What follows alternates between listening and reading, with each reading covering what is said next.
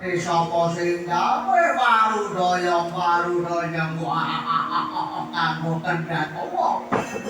Isih cilik yen-eno basa gedhe malah dikowo-kowo. Wirangan niku. Mongso kaliyan bocah kuwi ngisore cetha niki laris dicemplungaken wonten gawah tandha dimurka. Wonten tiyang wirangan panjenengan malah kimujeng ngomelan kula kakang boten iki to. Ning panjenengan sing boten eling Purwa Madya Wusana abi. Ayo saiki sing bobot Bathara Guru apa Sanghyang Sutradita. Ulun jaluk pangapura nggih. Ulun jaluk pangapura. Ing ngapurane ya.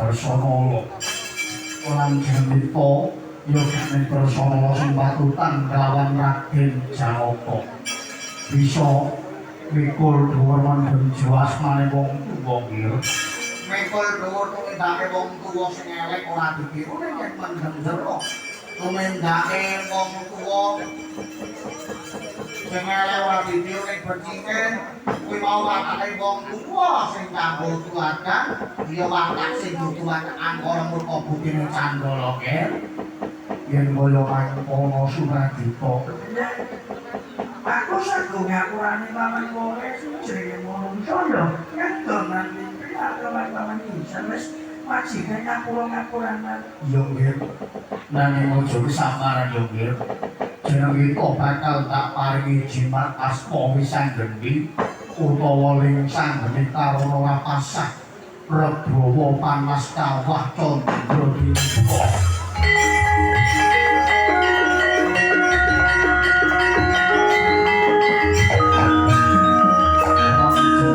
pantes dadi dewa panutup kanggo srana ngaturake lawan pisane jebul jeneng kita sakwise dadi dewa penutup ing dina samangko bakal tak dhawuhake lawan Prabasini Betari Prabasini kuwi mau tedak turune Sanghyang Bathara Indra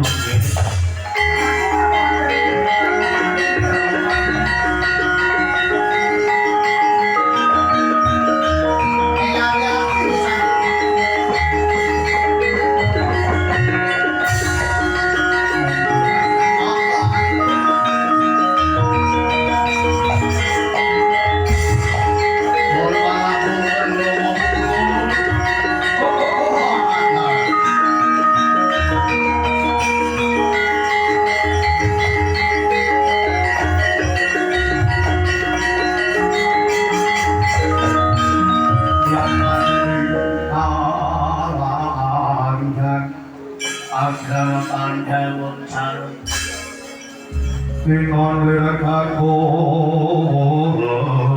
dan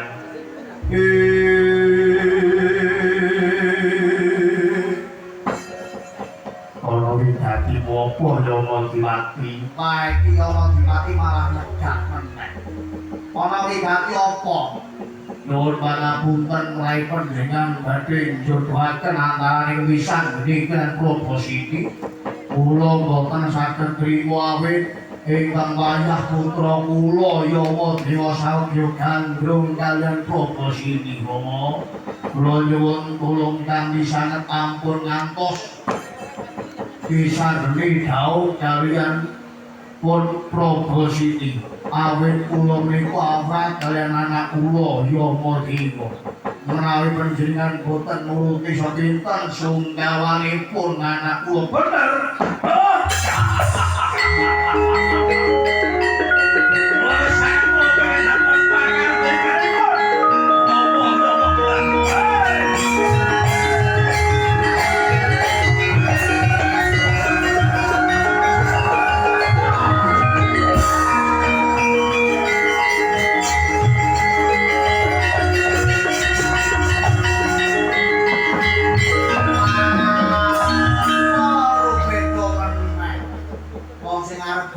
Sanggene arep digancar malah ana sing nyebut ora trima.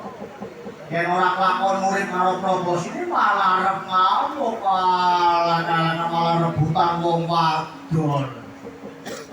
Donya kuwi mau ora usah godhong kelor lungger, boten saged.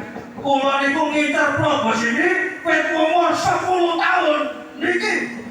Boten ketang kula utang-utang tak lakoni. Probosine tesiale nyuwun kuota regane 20.000. Mawon kula tumbasaken. Kula transfer. Kula atur marang. Anak jiwa wadul merang mirangake. Niki umpama nuwunku jangan napa waton kula saged gawe kalian probosine.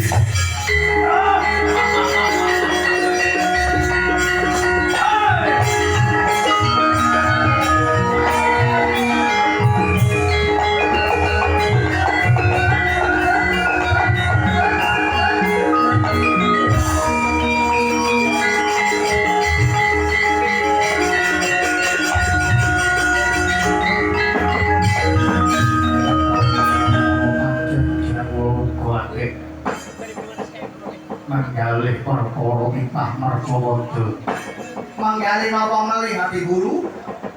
Wonten titah ingkang boten saged basa tiga cacaipun. Werkudara wisanggeni Antasena Kakang. Badhe kula pamidana Perjayawati. Badhe dipun pidana Perjayawati ingkang nuwuhaken gara-gara wonten kayangan Suralaya. Yamadewa ulun saguh nuruti apa kang dadi karepan waton manungsa telu sing ora isa basa. Werkudara wisanggeni Antasena papenana tak tampi wujuding tis dalu rampan.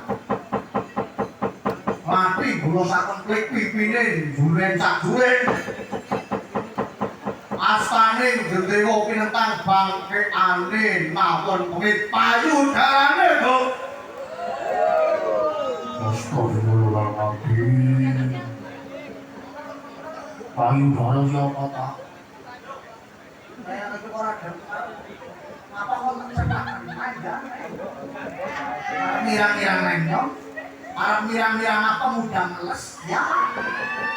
Sebagai pemuda Karang Taruna Desa Meles terbaik, isi ngomong saru. Kowe tresno, aku tresno, jumpukno katresnan nipun. Mengupana wong ayu, sore lelo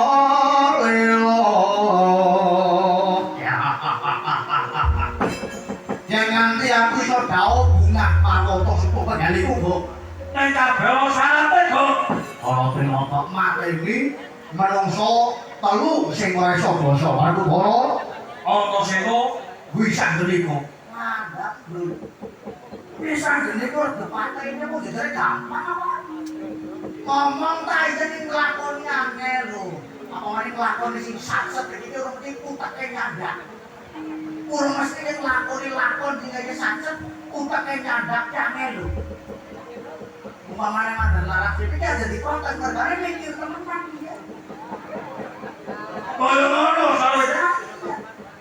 Angger ujuk toko sini ya budak. Ngomong baru rampung-rampung. Giliran suluk si berok-berok aja mulai gamelan. Anak itu. Wong pas bapak kadang-kadang ora ngerti. Jalur-jalur nembake bener. Ini jebule salah sing dilupuk kan gamelan, padahal gamelan main-main larasnya laras dukun. Ini wong ora iso nyuara cilik. Dengar bisa nyuara cilik ya.